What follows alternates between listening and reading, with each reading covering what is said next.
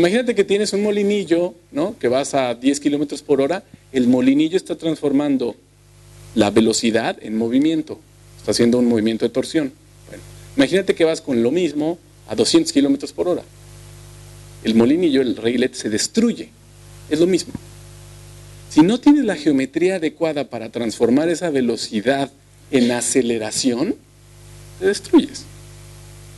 Entonces, cuando estás en ese lugar, te acelera, o sea, el cuerpo gravitacional se acelera más allá de la velocidad de la luz, y si no tienes la geometría adecuada, regresas como huevos fritos. O sea, y eso es lo que te pasa, no sabes cómo ordenar esa información, no puedes ordenarla. Por eso poco a poco, el crecimiento espiritual va haciendo poco a poco, cada vez vas poco a poco logrando ordenar más diferencias.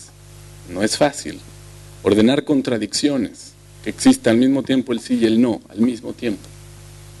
Entonces,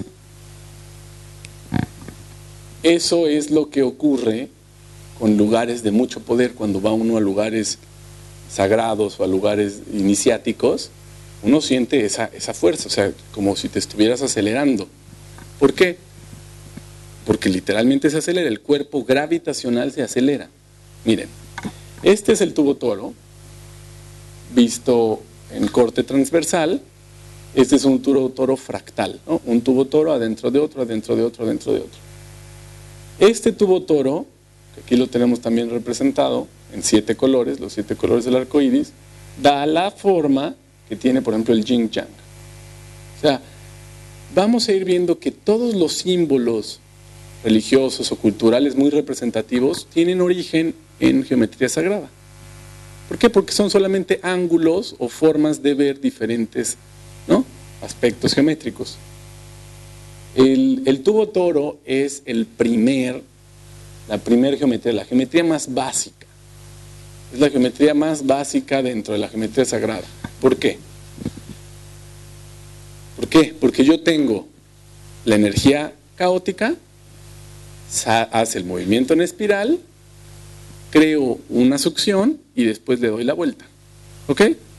Ese movimiento, todo ese movimiento es crear un tubo toro. Es lo primero que se crea. Que genera un movimiento cuando va de afuera hacia adentro de implosión, llegas al punto cero, y del punto cero hacia afuera de explosión. Ahí lo tienen, ¿no?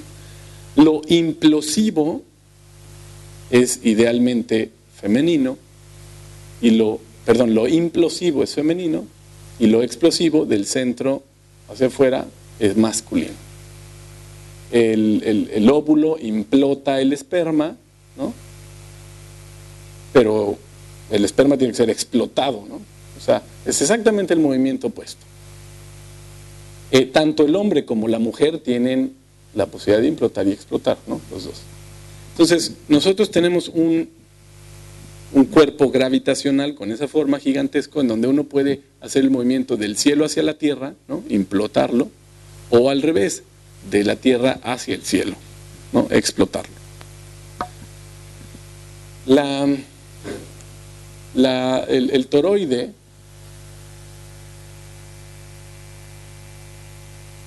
se puede representar, son diferentes visuales, se puede representar como capas, o como, es lo que se le llamaban los cielos y los infiernos, ¿no?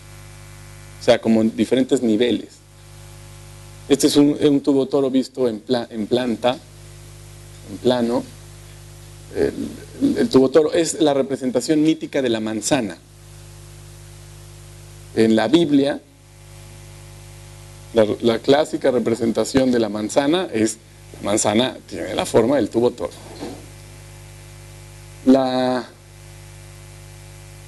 Este es uno de los mandalas hindúes, ¿no?, la forma del tubo toro. La manzana es extraordinario, miren. En el centro, ¿han visto una manzana que tiene en el centro? Tiene la estrella de 5 picos, pero adentro tiene un vacío. Cuando uno parte cualquier fruta, en el centro hay un vacío. Es un vacío creativo.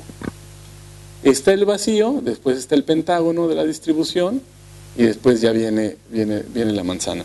En el Génesis estaba simbolizada la manzana como la posibilidad de Adán y Eva de poder procrear. O sea, la manzana representaba la energía de la procreación, la energía de la distribución. Es complejo, no me voy a meter a las historias galácticas, pero la manzana representaba eso. La manzana representaba la capacidad para distribuir o para pasar de la esfera, imaginen la esfera que está cerrada sobre sí misma, y convertirlo en un toroide, que ya es la posibilidad de que lo de afuera pase adentro y lo de adentro pase afuera. O sea, ya es un punto en donde hay una integración entre ese adentro y ese afuera. Esto es exactamente lo que ocurre. Esto es una espiral áurea, una espiral que tiene una proporción de 1.618. Esta espiral que genera un tubo toro. Imaginen que esto, ¿dónde encuentro esa proporción áurea? En todo mi cuerpo, ¿no? El clásico lugar donde lo puedo ver es en las falanges. Si la primer falange, si ustedes se ven sus falanges, la primera falange mide 1 centímetro, la segunda falange mide 1.618 veces más que la primera. Una proporción. Pero después, esta segunda, con respecto a la tercera falange, mide 1.618 veces más. Y después la tercera, con respecto a la parte de la palma, y después toda mi mano, con respecto al antebrazo. ¿Me explico? Es phi veces, ¿no? Es phi veces, es la proporción áurea reproducida. Entonces, esto es lo que hace, es que desde el cordón viene una espiral, ¿no? Una espiral áurea, y el punto de máxima coherencia o de máxima inclusividad armónica es exactamente cuando el final de las yemas, aquí. Por eso está representada, ¿no? en la Capilla Sixtina, ¿no? Ese espacio entre el dedo de Dios y el dedo del hombre es un vacío, que es esto. Después de que el cuerpo o que la energía electromagnética salió, al final crea un toroide. Por eso, en inclusividad armónica, es el punto donde hay mayor ordenamiento de fase. Entonces, cuando uno sana o cuando uno bendice y demás, más que poner las manos con esto, es con las yemas de los dedos, las yemas. Por eso vamos a ir viendo, cuando nosotros usamos las geometrías, las tomamos con las yemas, ¿no? Con las puntas de los dedos.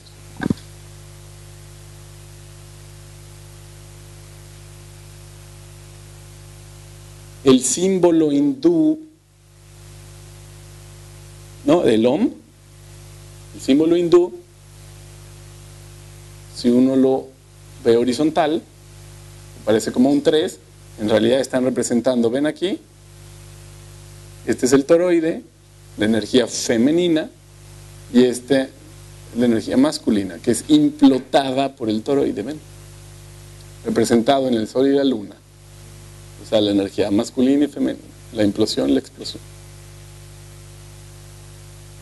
Esto lo vimos ayer, ¿no? Esto es bien interesante. Energía caótica, el espermatozoide, toca a la puerta del óvulo, una esfera, y solo si hay una diferencia de voltaje entre el esperma y el óvulo, o sea, ¿saben cómo hace el esperma para poder romper la barrera del óvulo? ¿Saben qué tienen que hacer? Tienen que crear una diferencia de voltaje tan grande, son 130 y tantos mil voltios. O sea, es una diferencia de voltaje del mismo tamaño que la que hay en un trueno, en un rayo. O sea, para que un rayo suceda es porque abajo en la Tierra hay un voltaje y arriba hay otro voltaje. Entonces la diferencia de voltaje es esa succión, es ese rayo. Bueno, la misma diferencia de voltaje tiene que haber entre el esperma y el óvulo. O sea, cuando uno siente un jalón con una persona, eléctrico, electromagnético, es físico, es electromagnético y sientes el chispazo. Normalmente se atraen los opuestos. ¿Por qué? Porque entre más opuestos seas, hay más diferencia de voltaje. y por lo tanto hay mayor posibilidad de crear un vacío, mayor posibilidad de succión. Bueno, ese esperma tiene que tener algo que se llama registro de frecuencias, tiene que tener el voltaje lo más opuesto, pero también las frecuencias que le hacen falta al óvulo. Es decir, imaginen que es como una cerradura en donde tú tienes unas frecuencias y el otro tiene otras frecuencias. Bueno, las que tú tienes son las que no tiene el otro. Entonces, cuando se conjuntan electromagnéticamente, se da ese chispazo. Entonces, el óvulo, en vez de ser una esfera, se succiona y se crea un tubo toro, ¿no? Se da la succión. Bueno, cuando se crea ese óvulo, ese cigoto, eso es el toroide. Toda esa historia es el toroide, las espirales. Ya que se creó el cigoto, empieza a partirse en 2, en 4, en 8, en 16, etcétera, que eso se le llama la reproducción mitótica celular. Esto es la reproducción, digamos, de las células.